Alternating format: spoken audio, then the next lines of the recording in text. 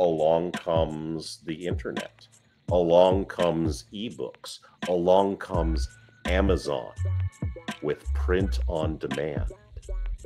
And suddenly these publishers who are saying, oh, you know, this doesn't have representation for left-handed mulatto touch typists, or I don't like first person, I want you to rewrite it in third person, or, you know, can we put in like a cute robot character, you know, just all this stuff. And I'm like, no, I'm gonna do it myself. And so I did it myself. You know, I don't need these guys holding me back. Instead of focusing on winning arguments, we're teaching the basic fundamentals of sales and marketing and how we can use them to win in the world of politics, teaching you how to meet people where they're at on the issues they care about. Welcome to The Brian Nichols Show.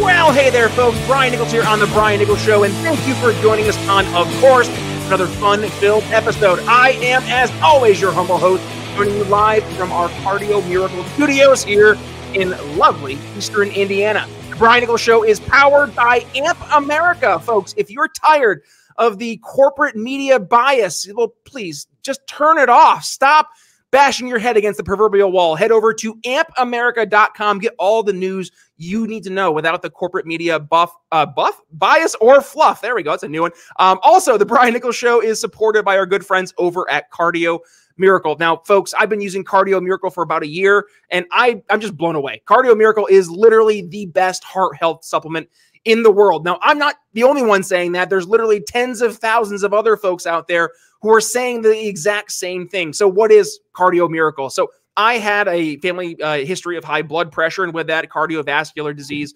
And I thought, oh, I guess this is my life, high blood pressure. Yay, thanks, Mom and Dad. But alas, I started using Cardio Miracle, and I was blown away. All it took was 2 months to start seeing benefits. I saw my blood pressure go from being consistently 140 over 90 or above and higher, going down to your traditional 120s over 80s. My resting heart rate went from being low 70s to mid 50s. I've had a better pump at the gym. I'm sleeping better. And that's just the tip of the iceberg. So I know that there are tens of thousands of folks out there who are already on board. Heck, here in the Brian Nichols Show audience, we got hundreds of you folks who are already jumping on and experiencing the Cardio Miracle difference for yourselves. And if you're sitting there listening, you're thinking, Brian, this just sounds too good to be true. Have no fear. First of all, you got nothing to fear because they're 100% money back guarantees. So boom, that's awesome. But also, we're going to go ahead and give you a little something. That's a special discount, 15% off your order if you use code TBNS at checkout. So head to the show notes, head to the video description, wherever it is that you're consuming the content today. Click that link. It'll bring you over to our friends at Cardio Miracle. And go ahead. Make sure you not only help put your heart in a better spot, but also, I promise, if you do so, your heart will, in fact, thank you. All right, so your heart's going to thank you, but what about your brain? You know, when we're talking about being able to effectively tell stories and build culture, right? And I know my brain, I sit there sometimes racking it at night thinking, well, how can we build effective culture? Now, granted, I like to read, but I really don't read a lot of fiction. I like watching fiction, but I've never really read a lot of fiction. I mean, I think the last real fiction book I read was Harry Potter. Oh, God, I can't believe I just said that out loud. But yeah, like I just don't really read fiction that much. And yet, fiction is an absolutely great way to build culture. We think about all the times you hear people, quoting Star Wars or quoting Star Trek or Lord of the Rings. And what if there was something of culture that we could start to reference in the novel space? And with that, be able to not just build culture, but help expand our reach far and wide. So to discuss that and more, join us here on the Brian Nichols Show. He's getting a brand new award, or rather he's nominated for a brand new award, talking all about literary excellence, the Prometheus Award. Devon Eriksen, welcome here to the Brian Nichols Show. How you doing? Oh, pretty good. Pretty good. Thanks for having me on. Great to have you on. Looking forward to discussing all things storytelling, writing some books, and building some culture. But Devon, do us a favor before we dig into all of that. Introduce yourself here to the Brian Nichols Show audience. And where did you find yourself not just writing stories, but specifically with a libertarian bent in mind? Well, I'm Devon Eriksen. I am a libertarian, and I write stories. And all stories come from who the author is and how he sees the world. So obviously it's going to be a libertarian story. And, you know, a lot of fiction nowadays has a message. You know, the author is going to sort of beat you over the head with this idea of this is what I want you to think. And I don't see stories that way, and I don't think they're effective that way. And after all, if you go out and you read some of the stuff that the Manhattan Big Five are putting out nowadays, you can very clearly see what they're trying to get you to think and believe and like and dislike, and it's kind of obnoxious, and it's not persuasive in any way. The way that fiction works to persuade is not by telling you what to think, but by giving you new things to think about. So we create characters, we create situations, and we allow people to see the world through our eyes, or through the eyes of the characters we have come up with. And that allows them to consider possibilities that they maybe hadn't considered before. And then they decide what they think about it. So it's not the proselytization of a worldview, it's the introduction of a worldview. I like you're not telling them what to think, but you're giving them new things to think about. That's such a fascinating way to approach this. And, you know, I'm thinking to contemporary stories we all probably know and love: Star Wars, Harry Potter, Lord of the Rings. You go through all the classics that are out there, and it definitely does that, right? Like, I'm thinking back to here. I'll just, I was a big Harry Potter fan back in the day, bigger Star Wars fan, just for folks not ready to make fun of me in the audience there. But looking at Harry Potter, right? Like, Dolores Umbridge is the representation of why you should hate government schools, because she was the Ministry of Magic going to a private school in Hogwarts and saying, well, the government has decided that what's being taught at Hogwarts isn't considered good. So we're going to not just go in and put the curriculum in place. We're going to have an arbiter of the state be the one to put these different, ways of teaching into curriculum. And you tell somebody, do you like school choice or not? Or do you like government schools or not? And they're going to have their own answer. But when you present it in a story that is fictionalized, but it helps you see things in a different way that, frankly, you would never see it before. I mean, how awesome is that, right, Devon, that you can help make people look at a situation and put themselves in a different perspective than they would if it was their everyday normal life. And I think I just saw a post over on social media. It's like, when you see the rebels in Star Wars, you're on the side of the rebels. When you see the guys in Lord of the Rings that are fighting against the Sauron for the ring, whatever it is, you're on the side of the good guys. Like, but when you see in real life, you look at the rebels as the bad guys. So where's that disconnect happening? Why do we see some folks embrace ideas in the world of fiction, but it doesn't seem to carry over to the world of real life? Well, we always sympathize with ourselves. And so when we see from someone's point of view, they partially become us and we partially become them. So to use your example of this sort of character who is created to be both officious and incompetent, you have a lot, say, for example, of parents thinking about, government school, private school, do I want to homeschool my children? And they consider that from the perspective of an adult. But if they read this character in Harry Potter and they kind of realize what's being talked about, then they're able to see this sort of bureaucratic government school attitude from the perspective not of themselves, but of their child. How does my child experience a government school? All of a sudden you're being told things that don't make sense, and you're being punished for objecting. You're being punished for using your critical thinking skills and speaking honestly. And that's what government school is like. But parents can forget that. So we take the fiction and we show that from the perspective of a child. And that is how minds get changed. Not, oh, this is what you should think, but this is how something looks to other people. What do we call this, by the way? What's this word? empathy, right? We teach this in sales all the time. You have to be able to meet people where they're at, walk in their shoes, whatever the terminology is. But it doesn't matter how much it matters to you. It matters how much it matters to them. Yeah. And empathy doesn't mean compassion. It doesn't mean feeling sorry for someone. They can be doing horrendously evil things and they need to be shot down like a dog in the street. But empathy means understanding what someone thinks and why they think it, understanding what's going on in their head. And that's always appropriate, even with horrendously evil people, because if we wish to oppose them, we have to understand how they work. So I think a lot of the time we tend to default to sympathizing with whoever we empathize with the most.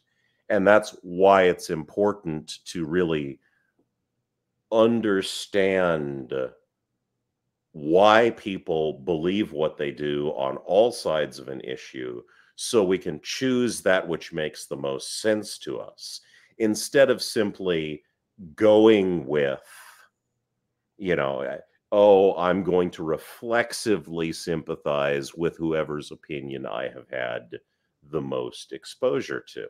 And that's kind of how I wrote Theft of Fire, which my agent will give me odd looks if I don't hold it up periodically. So there you go. Available wherever books are sold. I write it about some people who, you know, they maybe haven't made the best decisions in life, and you're seeing the world from the viewpoint of one of them, and this other character enters his life and she's not very nice. She's kind of an antagonist. And then as the story develops, you get to see why everyone in the story is the way they are and how they can make better choices. I tend to think there's three fundamental kinds of story. Ooh, tell us about that, because that was right where we're going next anyways, was the idea of storytelling, helping change people's minds or helping tell, you know, not just values that we hold, but why we hold them. So tell us about that. Well, you can separate stories in lots of ways, but one of the ways you can separate stories is sort of looking at the three pillars of American politics. You have these sort of progressive kind of leftist types, and you have these sort of traditional conservatives who are very into the values of the past and preserving them. And then you have libertarians whose ideals involve maximizing individual control over your own destiny. And I find that the conservative story is sort of organized along the lines of, we can't have nice things because there are bad people over there outside our culture and we must defeat them. And often the chosen one must defeat them. And then the leftist story is, we can't have nice things because there are selfish people within our culture and we must root them out and destroy them together in a big mob. And then there's the libertarian story. And the libertarian story kind of goes, we can't have nice things because we are fallible people and we made some really bad choices. Here's how we make better ones and improve the world. All right, Devon, I have another follow-up for you, because I hear this a lot from libertarians. You know, we have the best ideas if only more and more people just heard those ideas, right? Let me ask you this, Devon, where is it that libertarians simply regurgitating libertarianism, libertarian ideas falls on deaf ears, and where can storytelling help fill those gaps? Well, people aren't interested in philosophy. You know, you pretty much have to be one of these sort of high IQ, very intellectualized academic sort of people to really care about this process of sitting around all day debating with other intellectuals about what is truth and what is the good and what is the best form of society. Most people aren't interested in that. They're too busy thinking about what is going to happen to me tomorrow. And where philosophies can really fail to connect with most people, you know, with the average person, not necessarily less intelligent, but less intellectual, less inclined to mental abstractions, is this idea of vision. Vision doesn't mean a bunch of abstract ideas about how society should be. It means a concrete idea of what the future is going to look like according to your plans. So what you need to answer, if you want somebody to change their mind about something, if you want them to do something, if you want to take action, is how will the world be different for them if they do things differently? And how will that be better for them? So what you just articulated, by the way, Devon, I teach this in sales coaching, sell futures, not features, right? And that, I think, it paints this picture so perfectly, because people really don't care, and you mentioned it, people don't care about philosophy. They don't care about the isms, right? People are living in their everyday life. They have their own distractions. They have their own priorities. So when we're able to, instead of preaching the ism, instead preach the outcome, especially if that's an outcome that resonates to the person we're talking to, man, I think I'm going to have a much better shot of getting their attention and getting those ears to pay attention and listen to me, versus if I'm on the street corner, you know, screaming about Rothbard and screaming about through the different isms of libertarianism, non-aggression, you know, the NAP. We go through all of it, right? Yeah. But like, this is where we'll actually have success, is not throwing a book at somebody, but rather telling the story of what this solution does from an outcome perspective, and telling that story, painting that picture. Yes, all of these abstractions, like the non-aggression principle, are things that we have come up with to sort of organize and classify how we intend to achieve results. But people get in love with this process of organizing things, and they start failing to talk about the results. You know, you talk about, oh, the Fed, you talk about, you know, global central banks controlling the money supply. And if you're not saying to people, your money should not buy less and less every year. It should buy more and more every year. The prices of everything should go down. You should be able to earn money just by sticking it in a mattress and waiting because suddenly it's worth more.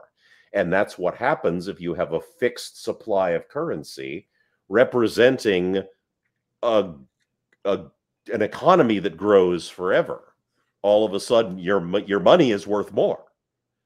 So, you know, you keep getting raises that don't match inflation. We shouldn't have inflation. We should have deflation. Our plan is to have deflation. But that doesn't sound as good, Devon. That means that I'm not going to get a salary increase every year. Yeah, it means you can buy more stuff with what you have now.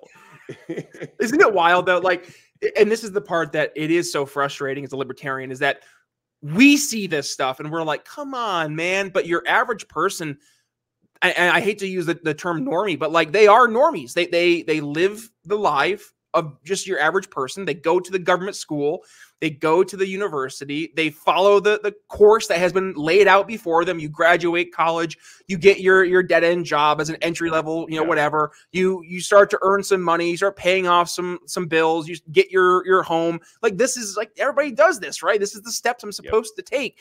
And you don't really question things. You're just going based on what everybody else is doing. How many times I heard this? Well, I need to go to college. All my classmates are going to college. Well, I mean, this is literally like our parents used to do. Like, well, if Timmy and his friends were going to jump off the bridge, would you do it too? And to your point, right? Like, we were supposed to, and our relatives used to do this. They would put the money under the mattress because it should be worth more. And then, what did we do? We got rid of the gold standard. 1971, we started just artificially increasing our currency. We just see all of a sudden everything exponentially getting more and more expensive, and don't have I guess the self-awareness to take a step back and ask the very necessary question, why? Why is this happening? And that right there, right? This is where storytelling can help answer those questions, because we can, and I'm going to, turn this to you, Devon. Maybe there's a way you can talk about inflation, or maybe there's a way you can talk about debasing our currencies in a way that in fiction you can do it that helps people see things other than just saying, here's why inflation is bad, and here's why printing more money is bad. Like, this paints the picture and helps paint the picture of an outcome as well, versus just this is good or this is bad. Well, it's really even more abstract than that. It's this is how your life could be. This is what you could do. See, the reason people are reluctant to embrace these kinds of visions is that it can be very terrifying to step outside your comfort zone, to step outside of what you're used to. And to be willing to make that step, you can't just be hoping you'll be okay. You have to be hopeful and excited about something you might get. So, you can sit there and explain to people about money supply, and their money should be worth more and more every year. But also, you can do something less intellectual. You can tell them the story of an exciting future. You can have this future where, okay, this guy describes himself as poor, but he was running his own little company. He has his own spacecraft. He's flying around with a full machine shop and all the necessities of life. He's, his notion of poverty is completely different than the notion of poverty we have today. And, capitalism has always done that for us. It's changed the definition of poverty to, what would have been absurd wealth a generation or two ago. But you can paint these exciting futures that you get to have with free minds and free markets and free technological development, not being held back by this kind of bureaucracy. And I think people become dependent on that which is normal for them because that's what's safe. So you tell a story about that which is not normal for them, and you tell them how it could be normal. You tell them what their life could be like. I like the idea, too, of using fiction to help paint the picture of what things were like or could have been like. For context, right? I think there's a misconception, and you actually hinted at this. People nowadays, you say, would you rather live as a poor person today or a rich person 500 years ago? Almost everybody's like, oh, I want to be the rich person 500 years ago, with zero context that puts them below poverty level here today. And dying of tuberculosis. Exactly right. Yeah, you probably smell because you have like the ick, or whatever the ick of the day was. But like, going through fiction and being able to paint that picture and give the context, even though it might not be historically factual or whatever it may be, but like giving perception that is lost in the modern confines of the 21st century, where, if I need anything, I could probably have it in a matter of minutes, right? You need to order something, go on your Amazon, you need to grab something from the store, run downtown, like all these little, like, really their comfort situations. This is why older people are more into this. Yes. You get my age. Tell us about that. Cause I see that a lot. Like my grandma, she reads fiction books all the time. And I've been like, Grandma, what's up? Tell me more about this. Yeah, you get my age, you've lived through historical changes. Right. You've lived through different eras where where there were different states of technology, and that shaped the culture in different ways. You talk to younger people, and they've never lived in a world without an internet. And they say, oh, social media sites are so bad. And you don't understand what the world was like before the internet. The internet changed the very definition of intelligence. It used to be that being smart meant you knew a whole bunch of facts. And if you didn't know some particular fact that you needed to know, you were stuck. You had to go look up some giant set of encyclopedias, which would never go into enough detail because it had to cover everything. Or you would have to go find an expert. Well, how do you do that? Look in the phone book. What are you going to do? You're stuck. You're by the way, stuck by this lack of knowledge. I was just talking about SEO back before the days of computers. So for folks out there playing the home game and listening along today, if you ever go ask your grandma for the old phone book, because I guarantee she probably has it in the bottom drawer still. Open it up to the A's and just go through and count how many AAA office furniture, AAA car dealership, AAA, AA, single A, because that's how it used to work. If you wanted your name at the top of the list, you started with a AAA or a AA. Stack of dead trees. And exactly. People who are younger, they see the world as this sort of steady state thing because they've only been in it for 20 years and they've only been paying attention for about 10. So things haven't changed all that much. So they think, oh, the world is what it is, and we need to argue about how to divide up the economy. And, you get 50 years old and you're like, what really changed my life was not all of these political arguments about how to divide up the pie. It was some guy in his basement invented something. And suddenly the world changed. Mm-hmm. And you start to understand that's humanity's evolutionary shtick right there. We started out banging the rocks together, and now we're talking on this podcast and recording it so everyone in the world can see it whenever and wherever they want. And that is a world that did not exist 30 years ago. It just didn't. And so that changes your life. That changes everything. That makes so many problems you never knew were problems go away. I could not have been an author 30 years ago. I could not have done it because, I am a disagreeable, curmudgeonly person. And I'm not going to go suck up to some, Manhattan lefty at some publishing agency for permission to distribute my book. And 30 years ago, that would have been it. That would have been it. There's these gatekeepers and you have to bow down, and I don't bow down. So, along comes the internet. Along comes ebooks. Along comes Amazon with print on demand.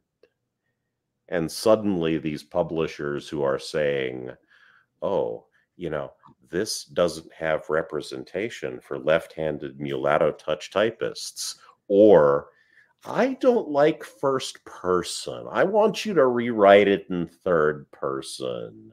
Or, can we put in like a cute robot character? Just all this stuff. And like, no, I'm going to do it myself. And so I did it myself. I don't need these guys holding me back and, taking some of my hard-earned money for doing not much of anything except standing in my way, trying to stand between me and my readers. No, thank you. And technology enabled that. Technological advancement enabled that. We talk about Amazon as being this big bad thing, and they're a big company, and not everybody in them is so nice, and they do some bad stuff, but they also freed us from having the entire publishing industry controlled by people who live in the same 10 blocks of Manhattan, and they all go to the same parties, and they all agree on everything, and they're all basically communists. Devon, this has been a great conversation. I've really enjoyed it. I know the audience has enjoyed that. So with that being said, what we want to do for our final thoughts today is let people know where they can get the book, Theft of Fire. Yes, please hold it up for the audience so they can see that beautiful cover. Tell us the basic premise of the book, where they can go ahead and purchase it, and any other fun things that you want people to be able to take away from today's episode. Well, it's a fun space adventure in a post-governmental society that has colonized the solar system. And if you enjoyed reading the classic science fiction of the late 20th century, 70s, 80s, 90s, then this will probably give you some very enjoyable flashbacks. It's available wherever books are sold. We're in libraries. You can special order us from Barnes & Noble. You can get it on Amazon. You can get it through most of your ebook services. You can get DRM free copies on Smashwords. We literally wherever books are sold. If you would like, I have a website, devoneriksen.com, where you can read the first 3 chapters to see if it's your cup of tea. And if you like spicy political takes, then you can look me up on Twitter. There you go. And we'll include all those links in the show notes. Also, a special congratulations, Devon. You are one of 5 finalists for the Prometheus Awards. Yes, congratulations. I almost forgot to talk about this. I beat Salman Rushdie in a writing contest. Put that feather in your cap. But no, again, congratulations. It's really cool to see not just, a storyteller be able to tell their story, but actually get recognized for it and doing such a great job. So Theft of Fire, link will be in the show notes, folks. If you want to go ahead and check that out, please go to the podcast notes here on your podcast catcher. Go to the show notes, video description on YouTube, on Rumble, wherever it may be. Click the link. Please go ahead and give Devon some love. Support the book. Buy the book. Tell him what your thoughts are. And most importantly, let him know you heard him here on the Brian Nichols Show. Other than that, please go ahead, share the show. Tag yours truly at B Nichols Liberty. You can find me on X.com, Facebook, as well as on Instagram. What was that social media handle again, Devon? Devon Eriksen.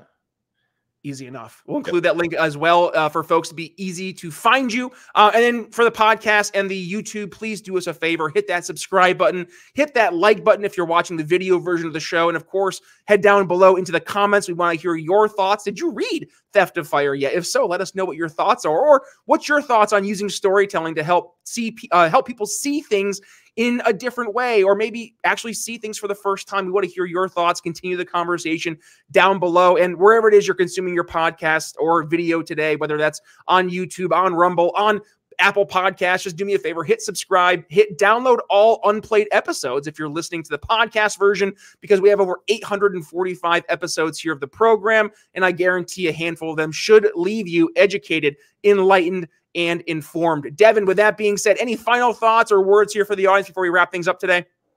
Well, thank you very much for having me on. And always try to consider another viewpoint that you haven't seen before. Ooh, I like that. There you go, folks. There is your call to action for today's episode, beyond going ahead and purchasing Theft of Fire. With that being said, Brian Nichols signing off here on the Brian Nichols Show for Devon Eriksen. We'll see you next time. Thanks for listening to The Brian Nichols Show. Find more episodes at briannicholsshow.com.